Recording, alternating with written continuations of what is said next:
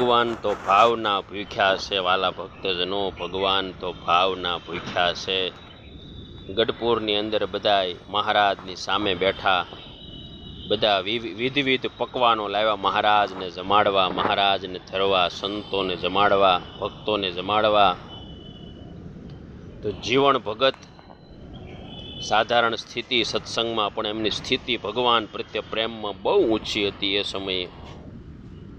તો જીવણ ભગત સાથે મઠનો રોટલો લાવ્યા।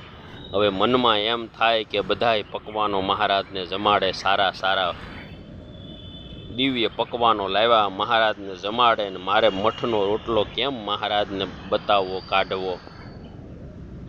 તો મહારાજ તો તનકી જાણે મનકી જાણે, જાણે સિતકી સોરી। મહારાજ તો શાંત સ્વભાવના, એણે કીધું જીવણ ભગત તમારો મઠનો રોટલો લાવો, અમને બહુ ભૂખ લાગી છે વાલા ભક્તજનો।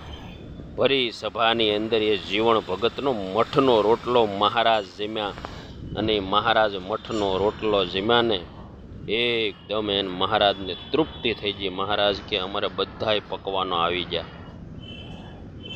બોલો, ભગવાન આવા દયાળુ છે, ભગવાન ભાવના ભૂખ્યા છે, ભગવાન પ્રેમના ભૂખ્યા છે। ભગવાનને સપન ભોગ ધરાવશું ને તોય ભગવાન રાજી થાય, અને પ્રેમથી ખાલી રોટલો અને કદાચ છાશ પીરસશું ને તોય ભગવાન રાજી થાય વાલા ભક્તજનો।